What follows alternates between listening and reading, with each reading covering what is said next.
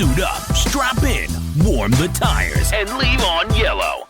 Time for the MitsuTimes podcast, presented by MitsuTimes.org, the home of the fastest Mitsubishi cars. With your host, Josh. Hey, what's going on, guys? It's Josh from MitsuTimes. Today, my guest is Mr. Damian Watson. He is the owner and driver of one of the sickest Galant VR4s I've ever seen. It's that real crazy green color. How you doing today, Damian? Yeah, good. How about yourself, mate? Pretty good. Coming to us from the other side of the world. But it seems like the Mitsubishi world is still going strong down there. Yeah, there's a big group of us, and we're all trying to keep them all alive. So, heck yeah, love to hear that. There's a fair few of us, so it's quite a good scene down here. Love that. Well, let's get right into it. Tell us about the setup on your Galant. Well, currently I blew it up probably about 3 weeks ago. Oh no! So piston number 4 pretty munted the rod, so ejected out the block, and then big fire come over the top of the roof. So in the process of getting new parts for a build, for an alloy rod build, and then send it for some more power. Heck yeah! So it sounds like you're going to be getting quicker soon. Yeah, hopefully. So how it sat was I had the setup was our Scat H-beam rods, Weisco pistons. I had the Nathania head gasket with the ring cut. But just mild head work, BC 280 cams. What turbo was it? It was a Pulsar Gen 3 3584 with the 106 rear housing. Nice. 38mm turbo smart wastegate. Bosch 2200 injectors, and we found that it was an injector failed, and that's what caused my engine to blow. So I don't recommend the Bosch.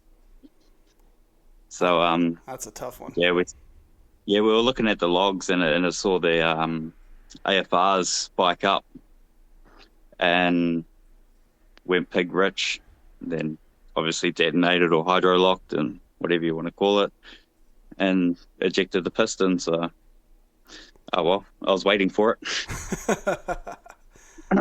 But all of that I've got that's behind with the auto, the W4 A33. I think that's what the code is.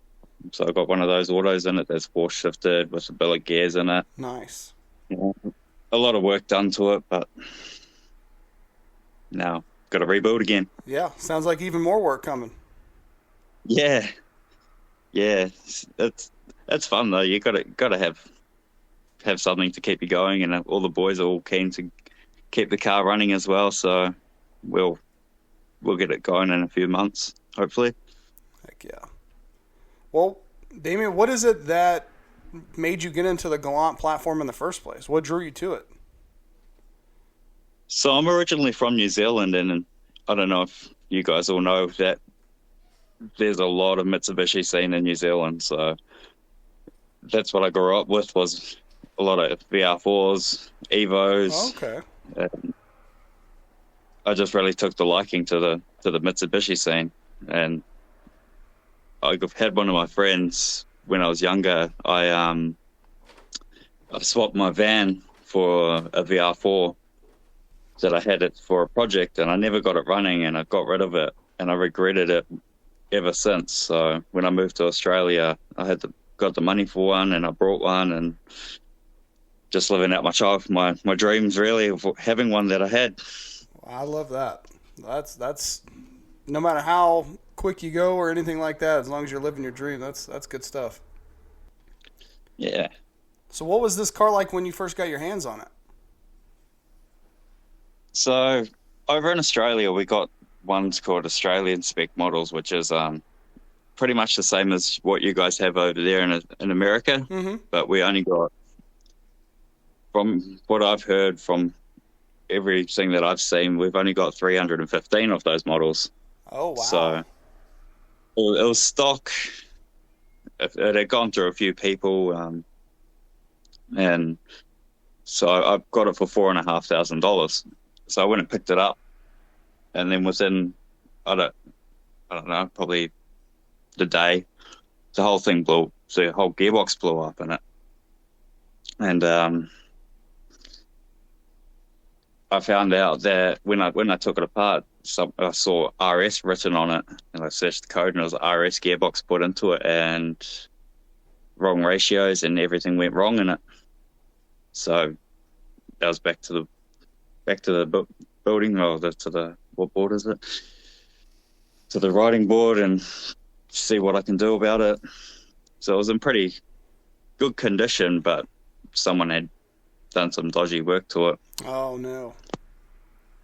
So I was just in the process of getting another gearbox, stuck that in, had some issues, and then I met a friend because I was I got the car running, and it just wasn't driving. And one of my friends, well, soon to be friend, he popped up on one of the Facebook pages when I was asking a question, going, "Oh, has anyone had this issue?" And turns out he had an issue. He's had the issue before, and he come over and gave me a hand, and it turned out to be the output shaft rounded onto the transfer case. So I was at that breaking point, going, because I was young, I didn't know what to do. I was like, oh, it's either this or else I'll sell it, which I'm glad I didn't sell. So I only just got it. Be tougher to get it back. Yeah, exactly. I'll rather have the car still, and then not regret selling it. Right. Have to live your life like that. I think a lot of people have a story like that, right, where they have a car they love and sell it because of one reason or another, and then regret it forever. Yeah, and especially because it owes me nothing. Well, I put a lot of money into it, but and when I brought it outright and all that kind of stuff. So, I'd rather keep onto it and just work towards getting something else as well if I wanted something else instead of selling it. Yeah. Couldn't do that. Well, especially not now. Yeah. Especially how far it's come, right? Yeah, I don't think. Once when it was running, someone wouldn't be able to jump in it and drive it because they wouldn't they wouldn't handle it, and two, just the way it's all set up for me, kind of thing. Yeah. Well, after you came over to Australia and you traded your van for this car, did you have any goals in mind, or did you just want to go out and have fun with it?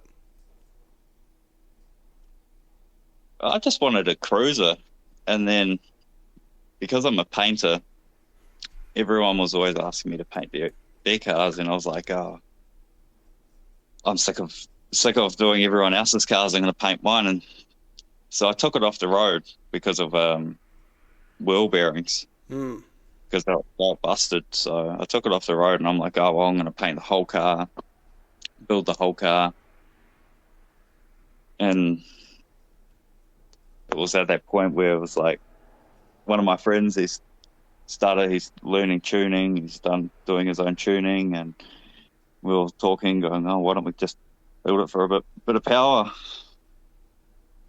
And as soon as I'd done that, that's when the power bug bit me. I just wanted to go fast. It's a slippery slope. Oh, it is.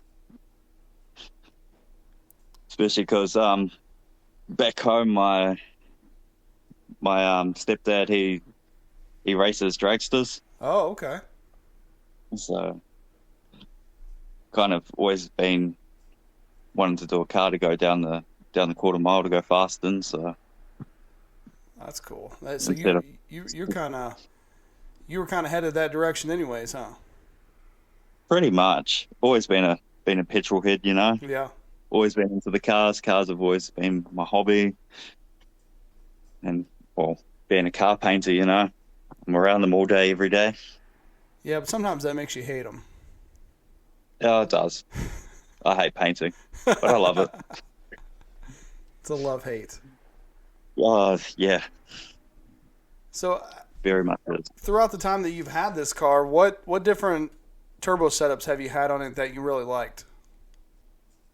I like it all depends. Like we got a lot of mountains up here around Brisbane and all that kind of stuff. So I always liked the 20G turbo setup. That was always a nice, snappy turbo setup. Mm-hmm. The 3076 that I had, that was nice on the street. Like, it was tameable and it's good for pulls. But then, the 3582 and then the 3584, that's like, I like that turbo. It comes on nice and hard with the NOS. But I wouldn't recommend going up the mountains with those ones because it's lag. I bet it's a lot of fun, though. Oh, it is. It is. Like. So which of your setups would you recommend the most for someone listening out there? Probably I'd go 3076. Yeah. It's a nice turbo for the 2 liters. It's good fun with the manual. That's what I recommend. Yeah. Stay in the gas a little more. Yeah, like the Pulsars are a good turbo. That's what I ran with the 3076. And I maxed it out about 40 pound, I think we were running it at. And yeah, that was fun.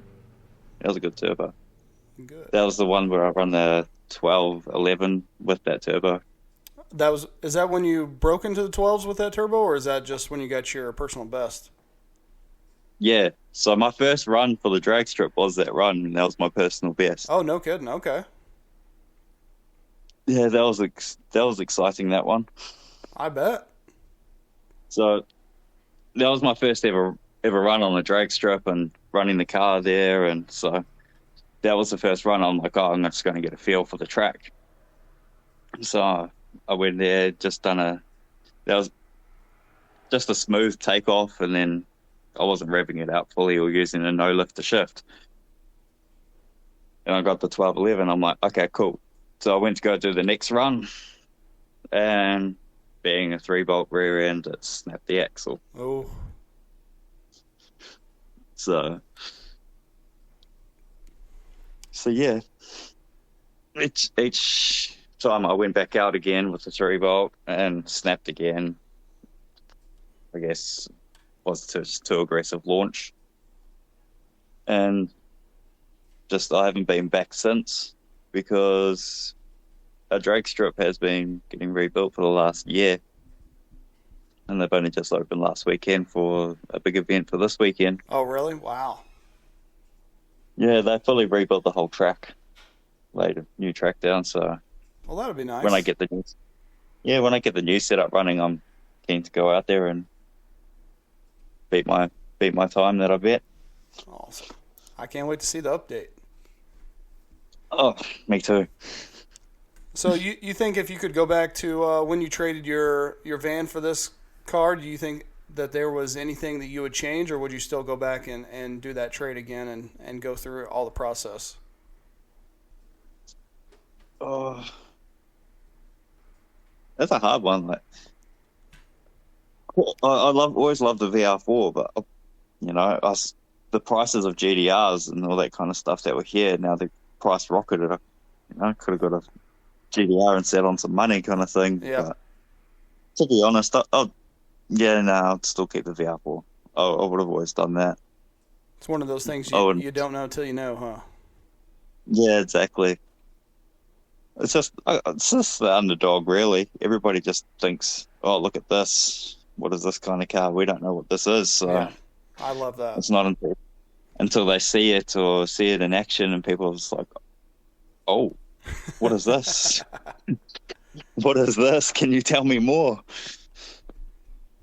See, those are the best, right? When people don't know what it is, and you get to kind of educate them on what this car is and how cool it is. Yeah, it is because they hear the car before they see the car with my thing, and then they see it and they're just like, what's going on here? And then I pop the bonnet and just everyone's just like, can you tell me about this? What is this Galange? What is this VR4? What does it mean? So, pretty much, I just break it down. I'm like, this is the grandfather of the Evos. Or the father, however you want to call them. Yeah, the Evo Zero, right? Yeah. Yeah, pretty much. Well, that's what the title that they gave him. So, I know there is an actual Evo Zero title one. No kidding. There's just too many of them, and people just don't know. There's a lot of the different variant models of them. This episode of the MitsuTimes podcast is brought to you by Cosmic Transmissions. They're the world's leader for GetRag DCT 470 performance upgrades, diagnostics, and repair. As an authorized Dodson Motorsports dealer and installer, and a member of the Automatic Transmission Rebuilders Association, you can be assured that your costly transmission is in the best hands possible. With manufacturer prototype testing, repair product development, long-term durability test, and component destructive failure testing all done in-house. They have the experience and knowledge necessary to keep these transmissions performing at their best, with basic service to complete overhaul. Find out more about their products and services at builttrans.com. So what is it about this car, Damian, that after it breaks, you're willing to fix it and go out and break it again instead of just selling it? What is it that motivates you to keep pushing it? Friends, my partner, everyone just motivates me. I just want to keep it going, you know. Mm-hmm. I'm just trying to. The people around you won't let you quit. Pretty much, you know. We all got a good community of us as a group, and we all just try and keep them all running. And I just want to go fast, and I want to, you know, beat times. Yeah. I want to try and get into the nines with it. That's my goal. Is that your this year goal or your long-term goal? When it gets running, that's what I want to try and get. Yeah. So both, yes, for that answer. As soon as possible goal? Yeah. Well, when it happens, I guess. But right. Yeah. I got to get 11 before I got to get a 10 before I get a 9. But, you know, I'm pretty confident that how I had the car set up just before, that it would have been easy, a low 10 second car. Yeah. I just didn't keep stuff from breaking. That, and I just needed to get out on the drag strip, which, you know, was never open. Yeah. Yeah. I'll get there. Absolutely. And I bet it's only going to motivate you more once you get back out there. Yeah, it will. It will indeed. So have you had any other Mitsubishis in your life that you want to talk about? All up, I've had 7 Mitsubishis in my life. Okay. So I started out with a Mitsubishi Sigma. I don't know if you've ever heard of one of them. Yeah. So I had a couple of them, the 80s models ones. Then I had my L300 van. Oh, nice. Love those. So that was a pretty fun van. I had some good times in that thing when I was young. Used to just chuck a couch in the back or a mattress in the back and go around the place. Heck yeah. I've had a couple of little Lancers. Obviously a VR4, a couple of VR4s. But yeah. So had a few was cars. the Sigma did it come turbo? Was it like the predecessor to the Starion, or was it just kind of a basic car? It was just the base model. It was just my first cars, something to learn how to drive in. Yeah. There's a guy on the list. I think he might be from New Zealand, but I think he's either turbocharging them or he's using a turbocharged model of them to drag race, and they always look really cool. Got those kind of the circle wheels, but with square holes looking deal. I always think that's pretty cool. Very 80s. Yeah, such a boxy shape. Yeah. And then they'll even the interior, like they're pretty updated for what they were for back in those days. Mm-hmm. They're pretty like up in advance. The dashboards were pretty cool in them too. All those LEDs and stuff. Yeah. Yeah. It was something different there. But I do always appreciate those cars. Like they're just, especially the turbo models, it's just something about them. They're like funky looking car. For sure. Well, Damian, if someone out there, they have a Galant, they're thinking about, doing some modifications to it, what advice would you give them for their build so maybe they don't make some of the mistakes that maybe you made over the years? It all depends on what they want, really. I always just recommend, keep it simple. Don't overdo stuff. Like, don't make it too complicated, if you know what I mean. Mm-hmm. I've had some, good moments. I've had some real bad ones, especially with blowing a lot of gearboxes. So as I build it to how you want to build the car, and don't build it for someone else. For sure. Try and keep that in mind. Just try and I've always tried to keep my setups different compared to what everybody else is doing. That's why my car's like how it is. I've done a lot of work to it just because I built it for me instead of someone else. Mm-hmm. So that's why I've done a few mods that people don't really do. So I've done the took off the power steering, and I've done the electric power steering, which I went and put that in the boot. Nice. Just to tidy up that engine bay, just to make the car a lot more easier to work on instead of having to pull off other belts, make more mess. Right. Whenever something goes wrong. And I've still got the luxury of the power steering without the whole motor sitting there, Yep. You don't have to worry about a belt break-in or, a power steering fluid leak, something like that. That's cool. Yeah, pretty much. And you're not having something leaking down onto all the lines leaking or anything like that. So, yep. Like I say, I kept that simple, just trying to, well, I don't know if it's simple for other people, but it was a pretty simple mod for me. It seems to be getting more and more popular. Yeah, I recommend it, eh? It's something cool. Like, I've got it hooked onto a switch, so I turn it on and off if I want to. So when I'm racing, I don't really use it, so I keep it switched off. So it's good. Just trying to keep tasteful mods, if you know what I mean. Yeah, for sure. Well, once your local track opens back up, are there any events happening there that you plan to make it to bring this car out? Just a test and tune. Okay. Pretty much. So I do a lot of our events here. We do roll racing. So we come up with we're both at 40K side by side, and then we go from there when we hit a specific point. So I do a lot of that since the drag strip hasn't been open to be able to do any test and tunes. Gotcha. And then I do a lot of things called happy laps. So just go out on the circuit and just racing people on the back straight or the front straight. So I do a lot of them.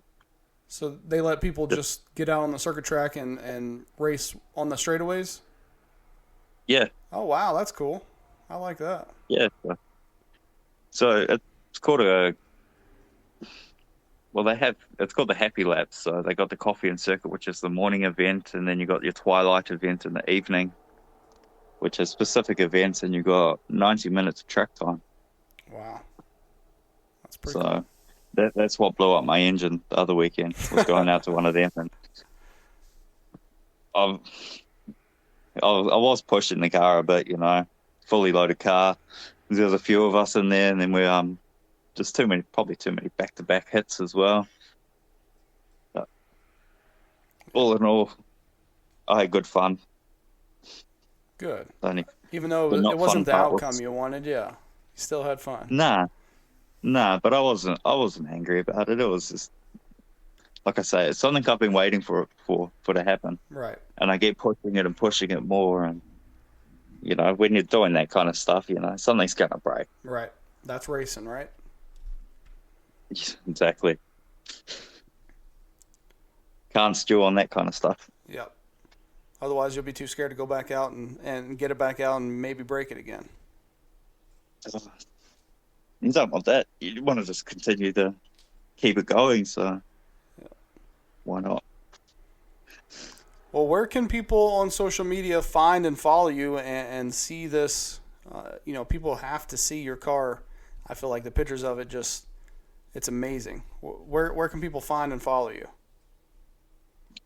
On Instagram. My Instagram username is GVR4. And yeah, give us a follow, open page, see what I do, see how it goes, and check out some painting as well, because I put up a lot of my painting on the on my social media for people to have a look at and see what I do. You ever paint any other Gallants? I've painted a couple. Okay. A fair few. There's a lot of they called the GSRs, and everybody mocks them up to be the Evo 1, 2, 3 shape. So I painted a fair few of them as well. A lot of Mitsubishis, fair few Supras. I painted too many cars, to be honest. That's why you hate it, right? Enjoy them. Oh, yeah, but like I said, I love it too. Yeah. Yeah. Well, obviously you're good at it, so you must be passionate at it. Otherwise, you'd be out of business by now. Yeah, I wouldn't have a job, right? Well, Damian, at the end, I always give people a chance to give a thanks or a shout out to anybody who's helped them get where they are, get their car where it is. Is there anybody that you want to give a thanks or a shout out to? Big shout out to, first one is my partner for putting up with me and my shit with the car. It's the biggest one. Yep. She's the one that sees it all behind the closed doors. So, another one is Backyard 4Gs. So all the boys there, J-Man for tuning. Need to get J-Man on here. Oh, you do. He's a good bloke, top bloke, and he knows his stuff. You know. Yeah. A big shout out to all them. Another shout out to you for approaching us, but keeping the community alive over there as well, mate. Because otherwise we wouldn't have the MitsuTimes. I appreciate it. I'm trying to get more worldwide. I need the website to make some more money, so I can come over there and see you guys in person too. Yeah, well, I want to try and get a big group of us to try and do like how they do in New Zealand, and over there as well, like for the Mitsubishi Owners Day. Mod. I was actually over there last weekend, but I didn't get the chance to go and see New Zealand's mod. That would have been cool to see. I've seen a lot of promo stuff for it, so it must be, like you said, a really big deal. Yeah, it's a big scene over there. You'll see an Evo before you'll see a flock of sheep over there. That's amazing. And they say we're New Zealand, like New Zealand's the capital of all the sheep. Nah, you'll see an Evo before you see sheep. I'm moving tomorrow. That sounds like my kind of place. All right, Damian, I appreciate you coming on and sharing your story. I hope that we can inspire some people modify their Galant, or, even if they're, thinking about which turbo setup that maybe work best for them for the street. I think that hopefully they'll follow your recommendations. Yeah, the 3076, especially the Pulsar ones, bang for buck. Yeah, good on your wallet. Cheap and reliable, right? Yeah, Well, I had no dramas with them. I just wanted to go faster, so Yeah. had to upgrade. Well, again, thank you, and I can't wait to see that update from you soon. Best of luck. Awesome, mate. Well, it was good talking to you with that. You as well. Thank you for listening to the MitsuTimes podcast. Check out our Instagram and Facebook for daily updates. Get added to our list by going to MitsuTimes.org and clicking Submit a Slip. Thank you to all of our sponsors.